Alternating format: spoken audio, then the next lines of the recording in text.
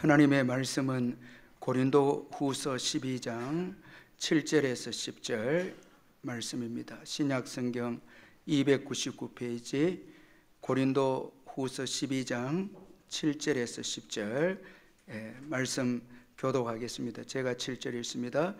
여러 계시를 받은 것이 지극히 크므로 너무 자만하지 않게 하시려고 내 육체에 가시고 사탄의 사자를 주셨으니 이는 나를 쳐서 너무 자만하지 않게 하려 하심이라.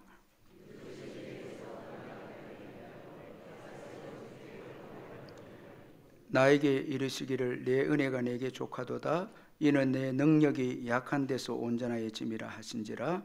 그러므로 도리어 크게 기뻐함으로 나의 여러 약한 것들에 대하여 자랑하리니 이는 그리스도의 능력이 내게 머물게 하려 함이라.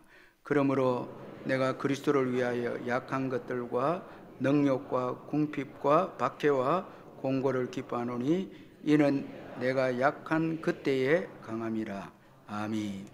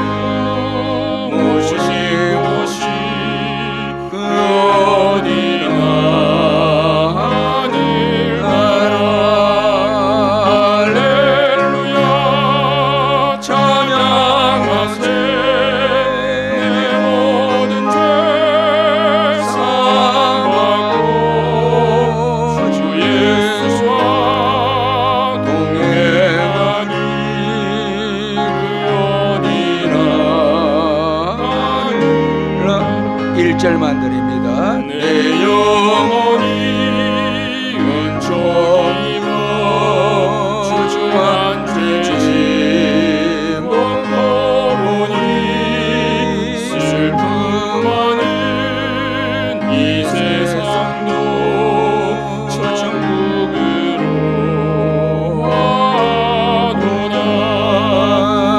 할렐루야 찬양하세.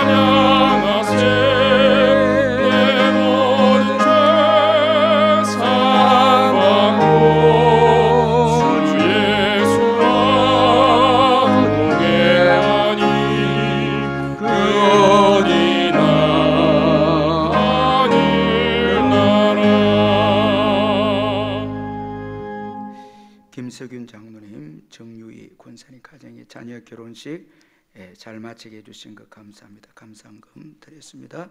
김두만 집사님, 김남희 집사님 신방 감사한금 드렸고, 서외열 성도님 감사한금 드렸고, 박강옥 비 집사님 신방 감사한금 드렸습니다. 사랑하는 성도 여러분, 주 안에서 반갑습니다. 오늘 위해서 기도하겠습니다. 하나님 아버지 감사합니다. 주님의 크신 은혜 가운데 지난주 잘 보내게 해주시고 새로운 주를 허락하시고 먼저 예배로 시작할 수 있도록 믿음과 자유를 저희들에게 주신 것을 감사합니다. 주님 앞에 나올 때마다 지금까지 지나온 것이 주님의 은혜였음을 저희들이 고백합니다. 부족한 것밖에 없었고 늘 넘어지고 낙심하고 또 두려워했으며 염려한 저희들 그대로 내버려 두지 아니하시고 십자가의 그 놀라운 사랑으로 함께 해주시고 우리가 범죄했을 때마다 주님의 보혈로 씻어주시고 죄를 사해 주셔서 다시 또 믿음으로 살 수 있도록 용기 주시고 힘을 주셔서 여기까지 인도해 주신 것 감사합니다. 주님이 베푸신 그 놀라운 은혜 감사해서 남은 생에 복음을 위해서 다시 살기로 결단하는 귀한 예배가 되게 해 주옵소서. 받은 은혜 감사해서 귀한 예물 주께 드리오니 주님이 받으시고 성도님들의 모든 사업장과 일터와 직장 위에 넘치는 축복으로 채워 주옵소서. 어려운 시대를 지나지만 먼저 하나님 나라와 의를 구할 때 이 땅에 필요한 것을 다 채워주시겠다는 약속의 말씀을 굳게 믿고 사업을 하고 직장 생활하는 우리 성도님들 다 되게 해 주옵소서. 직장이 없어서 기도하는 분들에게 좋은 직장을 주시고 사업장을 열어주시고 일터를 주셔서 더 주님께 영광을 올려드리고 마음껏 나누어주고 구워주는 귀한 우리 성도님들 다 되게 해 주시옵소서. 병중에 있는 성도님들 예수의 이름으로 깨끗하게 회복되게 해주시고 또한 짱믿음 가정 믿음으로 하나 되어지는 놀라운 축복의 역사가 있게 하시고 또 자녀를 기다린 가정에 생명의 역사가 있게 해주시고 국내외로 흩어진 자녀들 어디에 있든지 이번 한 주간도 주님이 지켜주시고 보호하여 주시옵소서.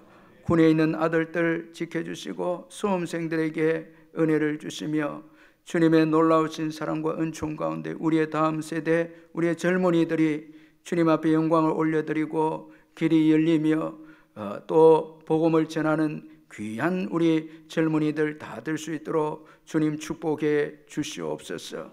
오늘도 귀한 새 가족 보내주시니 감사합니다. 이영 선생님 주님 인도해 주셔서오니 오늘 이 예배 가운데 주님 만나는 특별한 은혜가 있게 해주시고 이제 잠시 후에 있을 우리 할렐루야 귀한 찬양대 찬양 주님 받으시고 저희들에게는 큰 기쁨과 위로의 찬양이 되게 해 주옵소서.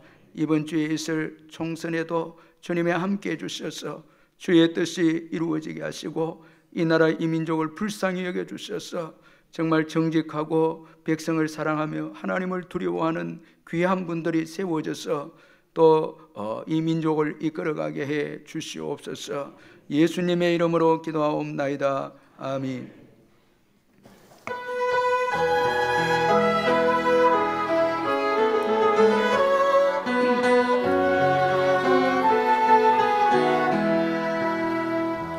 주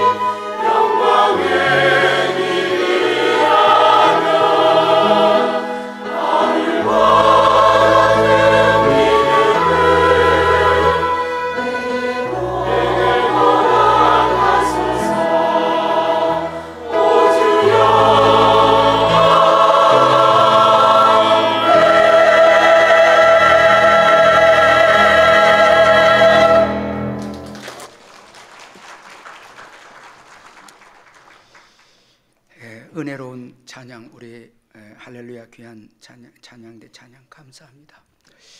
유기승 목사님의 내 안에 거하라는 책이 있는데, 이 책을 보면 어느 권사님의 이야기를 언급하고 있습니다. 20년을 한결같이 새벽 기도와 매주 한 끼 금식을 이어가는 이 권사님이 계셨는데, 권사님의 이런 모습은 교회 성도들에게 아주 귀감이 되었고, 본인도 이런 또 칭찬을 듣고 계속해서 새벽 기도를 하고 또 금식을 하게 되어지니까 은근히 자부심이 있었습니다. 그러던 어느 날 새벽에 몸이 너무 피곤해서 도무지 일어날 수 없었는데, 권사님을 흔들어 깨우는 형체가 있었다고 합니다. 권사님은 깜짝 놀라서 일어나 떠나려는 그를 붙잡고 물었는데, 새벽마다 나를 깨우는 당신은 누구십니까? 그렇게 물었는데, 그 형체는 아무 말 없이 돌아서며 웃었고, 권사님은 그 형체를 보면서 깜짝 놀라고 말았습니다. 그 얼굴의 형체가 사탄의 느낌을 주었던 것이었습니다. 권사님은 사탄의 형체를 가진 그 물체에게 물었는데, 왜 당신이 나를 새벽 기도에 빠지지 말라고 깨웠습니까? 그렇게 물으니까 이 사탄의 형체를 가진 물체는 아무 말 없이 사라져 버렸습니다.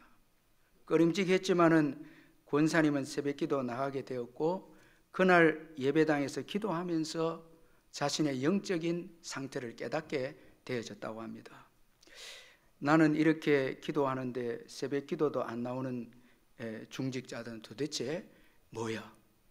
자, 이런 마음이 자기에게 올라오고, 금식을 안 하고 목회하는 목사님은 또 뭐야? 이런 또 마음이 돼. 자기는 매주마다 한 끼 금식을 하는데 목사님 보니까 금식 안 하고 설교도 하고 목회하는데, 그럼 목사는 뭐야? 이렇게 마음이 들게 되고, 그리고 이 교회에서 나만한 영적인 인물이 찾아보기가 힘든다, 이런 생각을 하게 되고, 금식도 안 하고 새벽 기도도 안 하면서 그리스도인이라고 할 수 있어, 이런 또 생각이 드는 자신의 모습을 보면서 이게 마귀가 나를 이렇게 교만한 마음을 집어넣어 줬구나, 그렇게 생각하게 되어졌습니다. 권사님은 그동안 새벽 기도를 하면서 어느새 자신의 영혼 한편에 찾아든 이 교만을 그 새벽 기도 시간에 발견을 한 것이었습니다. 여러분, 우리가 한번 생각해 보면 이런 경건 생활을 하는 이 권사님은 자기에게 그 새벽 기도와 금식은 아무 유익이 안 되는 거예요.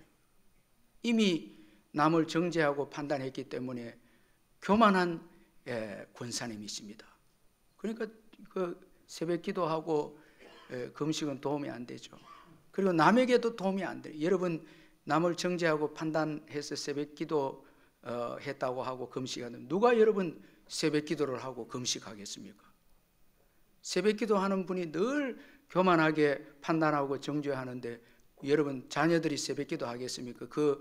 아내가 새벽에 남편이 하겠습니까? 그거 하지 않죠. 새벽 기도를 통해서 겸손해지고 온유해지고 더 사랑하고 남을 불쌍히 여기고, 금식 기도하면서 긍휼의 마음을 가지고 어려운 사람들 돕고 하면, 야, 진짜 새벽 기도가 귀하구나, 금식이 귀하구나 깨닫게 되지. 자꾸 이런 경건 생활을 통해서 다른 사람을 비교하고 판단하고 정죄하고 이렇게 되어지면 이 경건 생활이라고 하는 것은 여러분 아무런 우리에게 도움이 안 된다는 것입니다. 이처럼 여러분, 죄성을 가진 우리들은 자칫 잘못하면은 우리가 하고 있는 이 경건 생활을 통해서, 또는 하나님께로부터 많은 은혜를 받은 것을 통해서 내가 탁월하고 내가 자만하다, 이렇게 생각할 수 있다는 것입니다. 오늘 본문의 바울도 이런 위험성이 있었음을 말씀하고 있습니다. 오늘 본문을 보면 사도 바울은 자신이 여러 계시를 받은 것이 너무나 크고 놀라운 것이어서 자만하지 않도록 하나님이 육체의 가시를 주셨다고 말씀을 하고 있습니다. 자, 우리 7절을 같이 한번 읽어보겠습니다. 7절 시작. 여러 계시를 받은 것이 지극히 크므로 너무 자만하지 않게 하시려고 내 육체에 가시 곧 사탄의 사자를 주셨으니 이는 나를 쳐서 너무 자만하지 않게 하려 하심이라. 여러분, 많은 계시를 받고 많은 은혜를 받았다고 해서 겸손해지는 것은 아니다라는 것입니다. 참, 여러분, 바울이 많은 은혜를 받았죠. 많은 계시를 받았음에도 불구하고 그에게 교만한 요소가 있을 수 있었다는 것입니다. 그래서 하나님께서 참 그를 힘들게 하는 육체의 가시를 주셨죠. 우리는 생각할 때 체험을 많이 하면, 또 많은 은혜를 받고 많은 것을 소유하면 우리가 겸손해지고 주를 잘 섬기겠다고 하는데, 그런데 여러분, 이 많은 은혜가 반드시 우리를 겸손하게 하는 것은 아니다는 것입니다. 그리고 우리는 은혜를 많이 받을수록 위험해집니다. 왜냐하면 죄성이 있기 때문에 많은 은혜가 우리의 힘으로 관리가 안 되는 거예요. 여러분, 은혜를 많이 받고 체험을 많이 하는데 매일 주님과 교제하는 시간이 없으면, 주님을 의지하고 주님의 도움을 구하지 않으면 내 힘으로는 여러분 많이 받은 은혜들을 컨트롤하지 못하는 거예요. 제어하거나 관리할 수 없어서 결국은 여러분 나를 드러내고 자랑하게 되는 것입니다. 참 많이 은혜를 받을수록 위험한 것이죠. 그래서 신명기 8장 12절 14절에 내가 먹어서 배부르고 아름다운 집을 짓고 거주하게 되며 또 내 소와 양이 번성하여 내 은금이 정식되며 내 소유가 다 풍부하게 될 때 내 마음이 교만하여 내 하나님 여호와를 잊어버릴까 염려하노라. 참 많이 받은 것 좋은데, 근데 거기에는 항상 위험성이 있죠. 우리 힘으로는 이 관리를 할 수 없기 때문에 우리가 많이 받을수록 여러분 위험한 신앙인이 될 수가 있습니다. 즉 교만해질 수 있다라는 것입니다. 따라서 가시도 필요하다는 것입니다. 여러분, 우리가 잘 아는 대로 가시는 아픔을 주고 찌르면 아픈데 이것을 통해서 우리는 연약해집니다. 참 우리가 아주 약한 인생임을 깨닫게 됩니다. 아무것도 아닌 것을 알게 되는 것이죠. 그래서 하나님은 사랑하는 그의 백성들에게 가시도 허락하신다는 것입니다. 사실 우리는 다 죄인들이었죠. 지금도 죄성이 또 있고요. 우리는 다 주님의 은혜로 구원을 받고 오늘까지 주님의 복으로 살아왔습니다. 여러분 한번 깊이 생각해 보면 우리는 다 죄인이어서 예수님의 십자가의 은혜로 구원받았고 그 십자가 은혜로 오늘까지 영육간의 복을 받고 살아온 거예요. 그래서 우리는 자랑할 것이 사실은 아무것도 없어요. 빈손으로 왔다가 우리는 또 빈손으로 돌아갑니다. 참 구원도 주님께서 베풀어 주신 것이고 우리가 소유하고 있는 것도 다 주님이 주신 거예요. 에베소서 2장 8절 9절에 너희는 그 은혜로 이하여 믿음으로 말미암아 구원을 받았으니 이것은 너희에게서 난 것이 아니라 하나님의 선물이라 행위에서 난 것이 아니니 이는 누구든지 자랑하지 못하게 함이라 말씀합니다. 그런데 놀랍게도 죄성을 가진 저와 여러분은 조금이라도 뭔가 소유하면 여러분 우리가 물질의 복을 받거나 영적인 복을 받거나 또 우리가 직분을 받거나 여러 가지 우리가 감투를 쓰게 되면 우리도 모르는 사이에 여러분 우리 자신을 드러내고 대단한 것처럼 자랑하려고 한다는 것입니다. 우리 죄성 때문이죠. 따라서 우리가 원하든 원하지 않든 우리의 신앙을 잘 유지하기 위해서는 사도 바울에게 있었던 가시가 우리들에게도 필요하다는 것입니다. 하나님은 그의 자녀들을 사랑하셔서 많은 은혜를 받은 자들에게는 가시를 허락하십니다. 왜 이렇게 하십니까? 오늘 바울이 말씀한 것처럼 교만하지 않게 하시기 위해서입니다. 이 교만은 우리가 잘 아는 대로 가장 무서운 죄악이 아닙니까? 하나님은 교만한 자를 대적하신다고 말씀했고 겸손한 자에게 은혜를 주신다고 말씀을 했습니다. 교만하면 여러분 다 망하게 되는 것이죠. 그래서 하나님은 그의 자녀들을 사랑하시기 때문에 교만하지 않도록 하기 위해서 가시를 주신다는 것입니다. 오늘 본문에 바울에게도 하나님은 육체의 가시를 주셨습니다. 여러분, 이 바울이 특별한 죄를 지어서 가시를 주신 것이 아니라 바울 그도 죄성을 가지고 있기 때문에 은혜를 많이 받은 바울에게 겸손하도록 하기 위해서 육체의 가시를 주셨다라는 것입니다. 하나님은 바울에게 놀라운 계시도 허락하시면서 더불어 육체의 연약함도 허락하셨다는 것입니다. 따라서 놀라운 계시만 은혜가 아니라 가시도 은혜예요. 참 여러분, 바울이 많은 그 계시를 받은 것에 대해서 바울이 언급하고 있지만 그것도 은혜지만 가시도 은혜라는 것입니다. 우리는 놀라운 계시만 필요한 것이 아니라 가시도 필요하다는 것입니다. 바울에게 주어진 이 육체의 가시에 대해서 많은 해석들이 있습니다. 이 가시에 해당되는 헬라어는 또 다른 의미로 막대기라는 의미가 여기에 포함되어 있는데, 이 조그만 가시가 찔려도 아픈데 막대기가 여러분 박히게 되면 이건 고통이 말할 수가 없는 것이죠. 이 단어는 헬라어 구약 성경에서 이스라엘 백성들에게 유혹과 올무가 되었던 주변국들을 사용할 때 이 단어가 사용되는데, 우리가 구약 성경에 보면 이스라엘 백성들이 범죄할 때마다 하나님께서 이방인들을 들어서, 정말 가시와 같은 이방인들을 들어서 이스라엘 백성들 찌름으로 인해서 이스라엘 백성들이 회개하고 믿음을 지키는 이런 내용을 구약 성경에서 보게 됩니다. 그때 그 이방인들이 바로 이 가시와 같은 이 존재들이었습니다.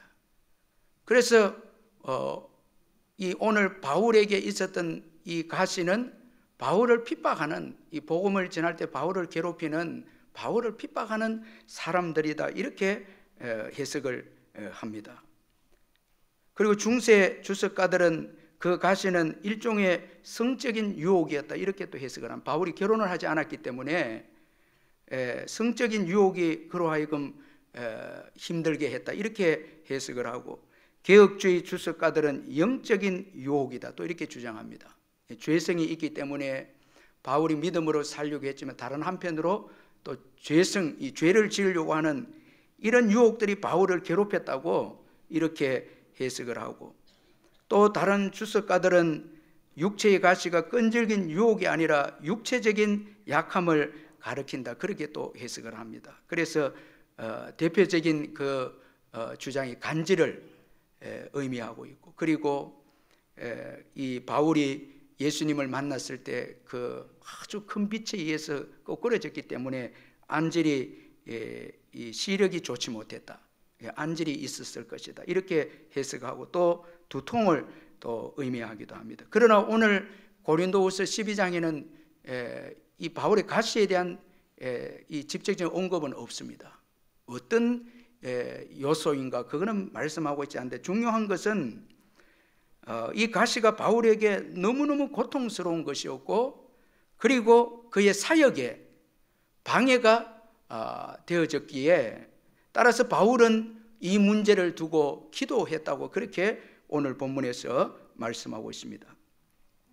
참 여러분, 얼마나 힘이 들었으면 바울이 이 가시가 떠나가도록 기도했다고 오늘 본문에 말씀하고 있는데, 8절에 보니까 이것이 내게서 떠나가게 하기 위하여 내가 3번 주께 간구하였다, 그렇게 말씀하고 있습니다. 사도 바울은 가시가 떠나가도록 기도했습니다. 3번 기도했다라는 것은 간절한 기도고 온전한 기도입니다. 예수님도 겟세마네에서 십자가를 앞두고 3번 기도하셨는데, 상징적인 의미로 정말 간절히 기도하고 온전한 기도를 의미합니다. 그런데 바울의 이런 간절한 기도에 주님은 바울 뜻대로, 바울이 원하는 대로 응답하지 않고 가시가 떠나가도록 기도했는데, 하나님은 바울이 원하는 대로 응답하지 않고 9절에 보면 오히려 내 은혜가 내게 족하도다. 이는 내 능력이 약한 데서 온전하여짐이라 말씀을 해 주었습니다. 가시가 그대로 있는 게 너에게 유익하다라는 응답을 허락해 주었습니다. 자, 여러분, 바울이 자신에게 주어진 가시가 떠나가도록 기도했지만 자기가 원하는 대로 응답은 받지 못했습니다. 그런데 하나님이 원하는 대로 응답을 받았는데 이것이 바울의 삶에 있어서 굉장히 중요한 전환점이 된 것이었습니다. 자, 주님이 원하는 기도의 응답, 이게 정말 축복이고 중요하지 않습니까? 중요한데, 따라서 우리는 우리에게 가시와 같은 고통이 있을 때는 반드시 바울처럼 기도해야 한다는 것입니다. 내 뜻대로 응답이 되지 않아도 우리가 기도할 때 주님 뜻대로 응답을 받는 것, 이건 내 뜻대로 되는 것보다 더 중요하기 때문에 가시와 같은 고통이 있을 때 반드시 기도해야 합니다. 기도하지 않으면 내 생각대로 가시를 해석하게 되면 여러분, 그러면 더 고통스러워지고 신앙도 잃게 됩니다. 자, 어려움이 있을 때 그 어려움을 자꾸 내가 해석하려고 이렇게 되면 여러분 더 고통스럽게 되고 나중에는 불신앙의 사람이 되고 교회조차도 나오지 않게 되는 이런 상태가 일어날 수 있다는 것입니다. 그래서 내 뜻대로 응답을 받지 못해도 기도할 때 더 중요한 것은 주님 뜻대로 응답을 받는 축복이 있기 때문에 어려움이 있을 때는 반드시 기도해야 하는 것입니다. 자, 기도는 우리의 문제에 대한 주님의 뜻을 알게 합니다. 여러분 믿으시길 바랍니다. 기도할 때 우리의 문제에 대해서 주님의 뜻을 보여주신다는 것입니다. 주님은 기도한 바울에게 주어진 가시를 통해서 주님의 능력을 온전하게 하신다고 말씀해 주었습니다. 자, 자기 뜻대로 응답은 받지 않았지만 주님의 뜻을 알게 된 바울입니다. 주님은 그를 겸손하게 하시기 위해서 가시를 허락한 것을 바울이 기도함을 통해서 알게 되어졌습니다. 그리고 기도는 내가 나를 사랑하는 것보다 주님이 나를 더 사랑한다는 것을 깨닫게 해주는 것이 기도라는 거예요. 여러분, 바울은 가시가 떠나가는 것이 자기에게 유익한 것이라 생각했습니다. 그런데 주님은 가시가 있는 것이 너에게 유익하다. 자, 여러분, 우리가 참 나를 가장 잘 알고 나를 가장 사랑한다고 하지만 여러분, 정말 나를 가장 잘 알고 사랑하시는 분은 주님이십니다. 그런데 기도할 때 그걸 알게 되죠. 정말 내가 나를 가장 잘 알고 사랑한다 하지만 여러분, 나를 더 잘 알고 사랑하시는 분은 주님이시죠. 우리 기도할 때 그걸 깨닫게 된다는 거예요. 그래서 여러분, 우리가 힘든 문제를 두고 기도할 때에 하나님께서 그 힘든 문제들을 알게 하고 그리고 우리의 유익을 통해서 허락하셨다는 것을 또 깨닫게 하셔서 우리로 하여금 우리 힘든 것을 자랑하게 되고 기뻐할 수 있도록 이렇게 하나님이 우리의 기도를 통해서 역사하신다라는 것입니다. 바울은 이런 하나님의 사랑을 알고 가시에 담긴 하나님의 사랑을 알고 내가 약함을 자랑한다, 가시를 자랑하고 기뻐한다. 여러분, 이 얼마나 성숙되고 높은 차원의 신앙의 고백 아닙니까? 참 자기에게 주어진 문제가 하나님이 나를 사랑해서 주신 가시이다, 이렇게 받아들여서 바울은 기뻐하고 자랑한다, 그렇게 말씀하고 있습니다. 그리고 기도는 더 이상 가시에 매이지 않게 해 주었습니다. 자, 기도하기 전에는 바울이 그 가시의 고통 때문에 가시에 매여 있었습니다. 그런데 기도하고 난 다음에는 가시가 있어도 바울은 더 이상 가시에 매이지 않고 자유하게 됩니다. 9절 하반절에 그러므로 도리어 크게 기뻐함으로 나의 여러 약한 것들에 대하여 자랑하리니 이는 그리스도의 능력이 내게 머물게 하려 함이라 말씀합니다. 가시를 통해서 주님의 능력이 온전하여지니 이제 가시에서 자유하게 되고 더 나아가서 가시를 기뻐하고 자랑한다. 이렇게 바울이 고백을 하고 있습니다. 여러분, 문제를 두고 기도하시기를 주의 이름으로 축원합니다. 문제에서 자유하게 될 줄 믿습니다. 오히려 그 문제를 여러분 자랑하고 기뻐하는 또 자들이 될 줄 믿습니다. 기도하지 않으면 매이는데 기도하면 자유하게 되고 그 문제가 오히려 나에게 축복이라는 것을 고백하게 된다는 것입니다. 이게 기도의 능력인 것입니다. 마지막 우리 10절 같이 한번 읽어보겠습니다. 10절 시작. 그러므로 내가 그리스도를 위하여 약한 것들과 능욕과 궁핍과 박해와 공고를 기뻐하노니 이는 내가 약한 그때에 강함이라. 바울은 기도를 통해서 자기에게 주어진 가시에 놀라운 영적인 교훈이 담겨있고 하나님의 사랑이 담겨있는 것을 깨닫고 10절에 와서 놀랍게 고백하기를 그러므로 내가 그리스도를 위하여 약한 것들과 능욕과 궁핍과 박해와 공고를 기뻐하노니 이는 내가 약한 그때에 강함이라. 그렇게 말씀을 합니다. 참 이건 놀라운 여러분 고백입니다. 이 세상은 이런 고백을 할 수 없죠. 자, 가시에는 선한 목적이 있다라는 것입니다. 바울에게 주어진 가시는 바울을 약하게 해서 주님을 간절히 붙잡게 하고 이로 인해서 하나님의 능력이 머물도록 했다고 그렇게 바울이 말씀을 하고 있습니다. 그래서 여러분 이런 기도를 통해서 응답받은 바울은 이제 가시가 떠나도록 기도하지 않았겠죠. 여러분 우리에게 주어진 이 가시와 같은 어려움이 있을 때 정말 중요한 기도는 주님 왜 이 가시를 우리에게 주었습니까? 이 기도가 중요한 거예요. 무조건 떠나게 해달라고. 떠나면 여러분 손해가 될 수도 있잖아요. 바울은 떠나도록 기도했는데 하나님은 안 된다고 하셨잖아요. 그러니까 무조건 떠나게 해달라 기도보다 이 가시를 통해서 하시고 하는 주님의 뜻이 뭐냐고 기도하는 것이 중요하다는 것입니다. 그리고 이 바울이 영적으로 깨달아서 선포한 20절 말씀에는 가시가 제거되는 것이 신앙의 목적이고 좋은 신앙의 결과가 아니다라는 것을 우리에게 말씀해 주고 있습니다. 여러분 우리가 신앙생활 할 때에 조심해야 될 게 뭔가 하면 아무 문제가 없는 것이 신앙이 좋다라는 것입니다. 이것도 목적이 되면 안 됩니다. 자, 여러분 아무 문제가 없는 거, 몸도 안 아프고 뭐 가난하지도 않고 핍박도 없고, 자, 이렇게 신앙생활 하는 것이 정말 올바른 신앙이고 신앙생활 잘하는 것이고 이게 목적이 되면 안 된다는 거예요.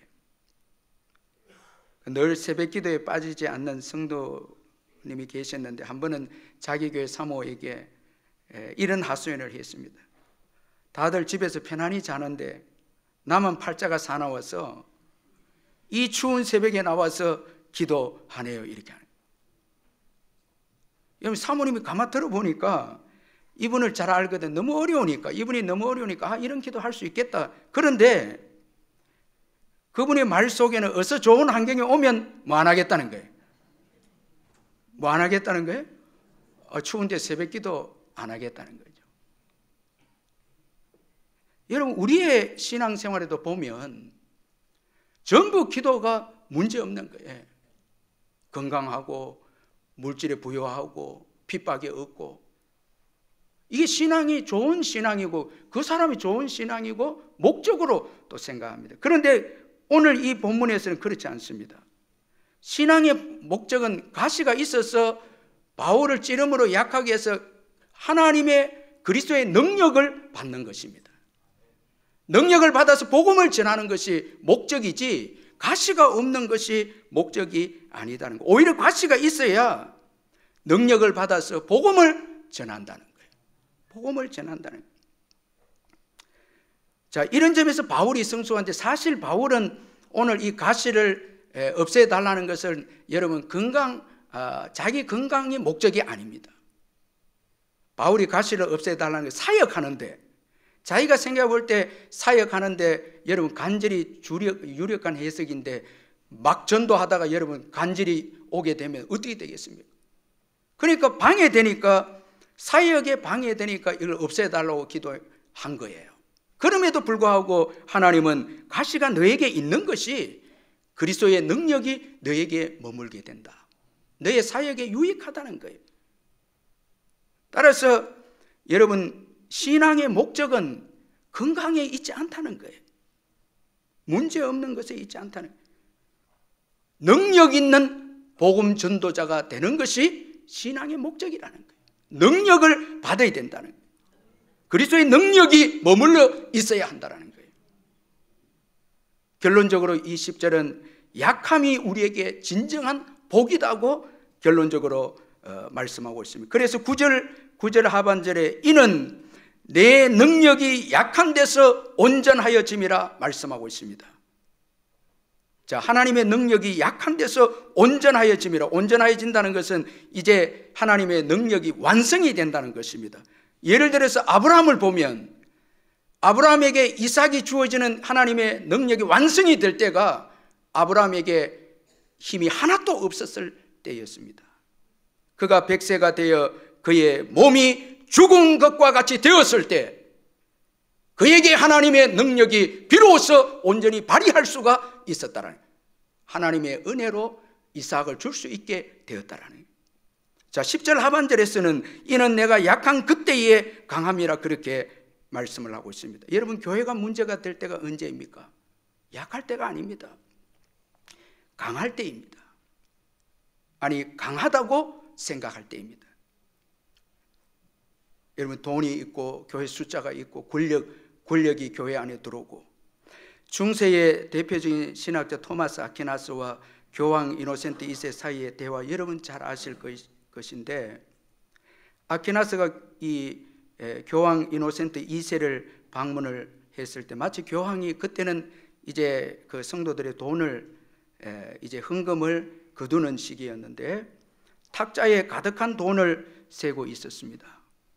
교황은 아퀴나스를 보자마자 이 희색이 만면해서 토마스, 당신도 보다시피 교회는 더 이상 은과 금이 내게 없다는 소리를 안 해도 좋게 되었어.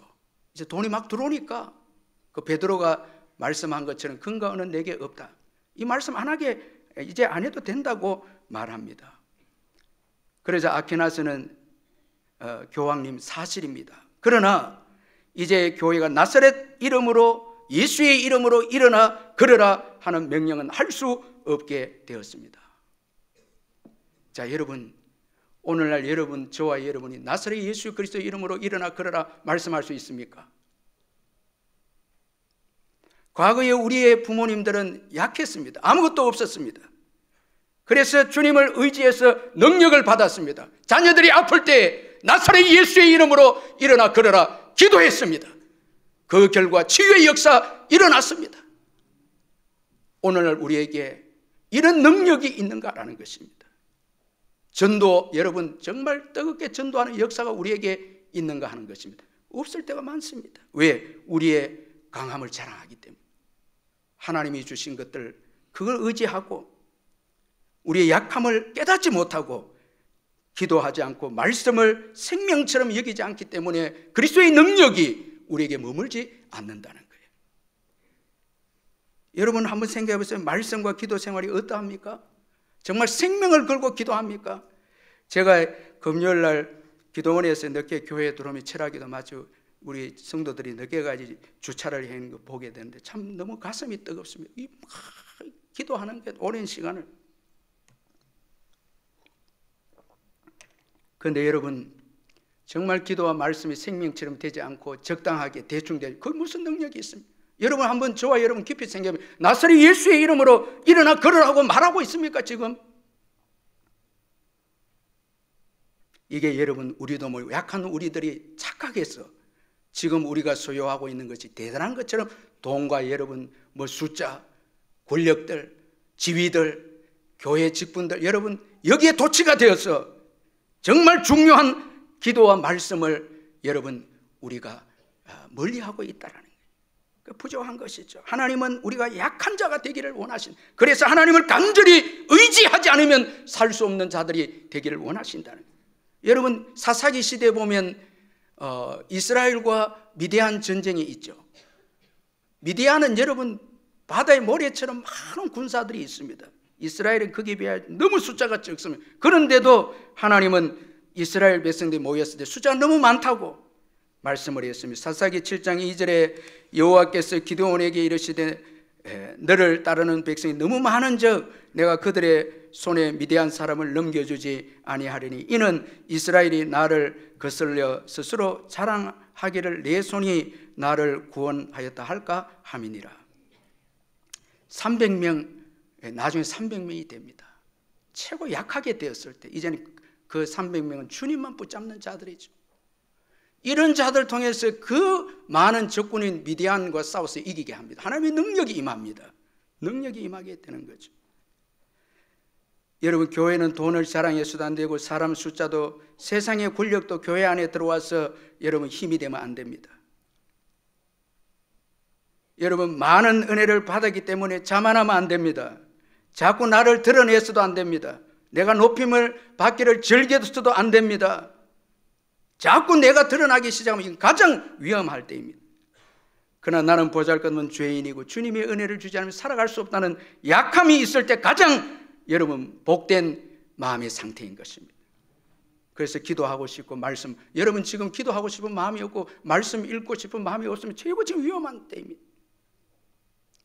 여러분, 세상에 도취되고 쓸데없는 것에 도취가 되면 안 됩니다. 그러다가 다 여러분 무너져 버리는 거예요. 정말 주님의 은혜가 없이는 살 수 없다고. 그래서 여러분 오늘 저와 여러분 예배 자리에 왔잖아요. 아멘. 여러분 귀한 분들, 우리 옆에 분들 정말 당신은 귀합니다. 여러분 예배하는 당신은 귀합니다. 한번 그래 인사해 보세요. 너무너무 귀하잖아요. 예. 너무 귀하잖아요. 여러분 예배 아니면 살 수 없고, 여러분 제가 그렇게 말씀하면 여러분 아멘 하세요. 예배하면 살 수 없습니다. 예배 안 하면 살 수 없죠. 기도 안 하면 살 수 없죠. 말씀 우리 안 읽으면 살 수 없죠. 여기에 능력이 임해서 상상할 수 없는 축복의 인생으로 우리를 만들어가는 것이죠. 이 박리부가 사모님의 기도를 송두리째 바꾸신 예수 그리스도라는 책이 있는데, 이 사모님, 이 책에 보면 이 사모님 가정을 이야기하고 있는데, 사모님이 고3 때 목회자인 아버지가 간암 선교를 받아서 이제 진단 받은 지 2달 만에 아버지가 이제 돌아갔습니다. 그때부터 그의 가정은 큰 교회 담임 목사의 가정에서 생계가 막막한 과부의 가정이 되었다고 합니다. 그의 가정은 어머니의 간절한 기도를 통해서 날마다 하나님이 친히 내려주시는 만나와 메추라기로 사는 은혜의 삶을 살았다고 합니다. 이제 그 사모님이 기도해서 자녀들 4명의 자녀를 키우는데 그 생계를 위해서 대학을 포기하고 공장이라도 가서 어머니를 도와라고 그 친척 어르신들이 이야기를 계속 했는데, 주님은 어머니를 통해서, 사모님 어머니를 통해서 그 사남매를 부러워할 만한 공부를 다 할 수 있도록 길을 열어주셨다는 거예요. 그 약한 가운데서 약함을 인정하고 기도했을 때 그 능력이 임해서 아이들 다 공부를 하나님께 시켜주셨다는 것입니다. 그리고 주님의 인도로 전도사 남편과 결혼을 했는데, 이 남편은 바로 유기성 목사님이십니다. 이 목사님이 결혼을 해서, 사모님이 목사님과 결혼해서 목사님 군목으로 입대해서 훈련을 받다 고관절이 깨어져서 부러져서 사역도 못하고 시댁에 들어가서 애를 키우게 되는데, 아이 우유값도 없어서 시댁에서 얹혀 사는, 정말 그때 사모님 영혼이 최고 메마르고 갈라지는 고통이 있었다고 합니다. 그런 가운데 이제 수술하고 몸이 좀 나은 남편이 이제 유기성 목사님이 군에 가서 신체 검사 받고 하면 이제 군 완전히 면제 안 되겠나 싶어서 군에 신체 검사 하러 갔는데 바로 또 입대가 돼버린 거예요. 건강이 괜찮다고 입대가 돼버린 거예요. 그 남편이 안 돌아오게 되자 어디 갔는지도 모르게 돼 사모님이 이때 이제 기도하게 되어졌다는 거예요. 그동안은 아버지 기도, 아버지 돌아가시기 전에 아버지 목사님 기도, 어머니 기도로 살아왔는데 이제 남편이 이렇게 되니까 이 기도를 안 할 수 없게 되어졌다는 것입니다. 주님은 문제를 통해서 사모님을 하나님 앞으로 이끌었다고 합니다. 기도는 갈망이 되었고 그 갈망은 더욱 주님을 사모하는 불이 되어서 지금까지 사모님이 간절함과 갈급함으로 기도회를 이끌어 오고 계시는데, 지금 사모님이 인도하는 기도회가 전 세계 열방을 위해 기도하는 기도회의 집이 되어서 24시간 전 세계 열방 246개국을 위해서 365일 기도하면서 각 영역과 주제별 기도팀들이 이제 운영이 되고 있는데, 제가 이 책을 읽으면서 왜 유기성 목사님이 열방 가운데 쓰임받고 그 교회를 통해서 많은 어려운 목회자들과 교회가 회복이 일어나는가 비분, 이 사모님이 이 중보 기도에 24시간 기도하는 그 약함을 통해서 주의 능력이 임하니까 그 가난한 가정에서도 자녀들이 다 공부하게 되고, 그리고 약한 그 가정에 사모님이 목사님이 어려움을 당해도 기도하기 시작하니까 하나님의 능력이 임해서 오늘까지 귀하게 쓰임받고 열방 가운데 쓰임받는 능력의 가정이 되었다라는 것입니다. 약할 때 주님을 의지하고 성령이 임하고 능력이 임하니까 상상할 수 없는 축복이 이 사모님 가정에 임하게 되어졌다는 것입니다. 사랑하는 성도 여러분, 약함은 하나님의 사랑으로 주신 선물입니다. 그래서 바울은 이 귀한 은혜를 깨닫고 난 다음에 약함을 자랑하고 기뻐한다. 왜? 더 주님을 의지해서 주님께 가까이 나가니까 주님의 능력이 임해서 바울이 더 크게 사역을 하게 되니까 약함을 자랑한다. 궁핍을 자랑하고 공고를 자랑하고 약함을 자랑한다. 이렇게 바울이 말씀을 하고 있습니다. 여러분, 강함을 자랑하면 안 됩니다. 그거는 반드시 깨어집니다. 여러분, 저와 여러분 아무것도 없는데 여러분 있는 것처럼 자랑하면 안 됩니다. 우리 약함을 자랑해서 예수만 붙잡아야 될 줄 믿습니다. 그때 예수의 능력이 우리에게 임해서 끝까지 쓰임받는, 여러분 상상할 수 없이 쓰임받는 역사가 앞으로 일어날 것입니다. 우리가 약할 그때의 강함입니다. 그래서 내가 약한 걸 깨닫는 자, 알고 있는 자, 그래서 기도와 말씀의 생명을 거는 자, 이 자가 복된 자이죠. 기도하겠습니다. 하나님 아버지, 감사합니다. 우리가 되지 못하고 된 것처럼 강한 자처럼 주님을 떠나서 살 때도 있고, 기도와 말씀을 생명처럼 여기지 못하고 헛된 것에 마음이 빼앗겨져서 주님 떠날 때도 많이 있었음을 고백합니다. 이제 약한 것이 정말 자랑거리고 기쁨이라는 바울의 말씀을 기억하고, 가시로 인해서 약해져서 더욱 주를 붙잡음으로 주의 능력이 우리에게 머물러서 나사렛 예수 그리스도 이름으로 일어나라고 우리도 말할 수 있는 능력의 사람들이 되고, 세상에 나아가서 담대하게 성령의 권능으로 복음을 전하는 능력의 종들이 우리의 약함을 통해서 이런 권세와 역사들이 일어날 수 있도록 축복하여 주시옵소서. 약함을 자랑하는 교회가 되어져서 24시간 계속해서 기도하는 교회가 되고, 성령을 사모하고 말씀을 사모함으로 이 마지막 때에 더 귀하게 쓰임받는 우리 교회가 되게 주시옵소서. 예수님의 이름으로 기도하옵나이다. 아멘. 우리 다 일어나셔서 우리 찬송합니다. 우리 마지막 찬송은 항상 일어나서 찬송합니다. 내 맘이 낙심되며 근심에 눌릴 때 주께서 내게 오사 위로해 주시네. 가는 길 깜깜하고 괴로움 많으나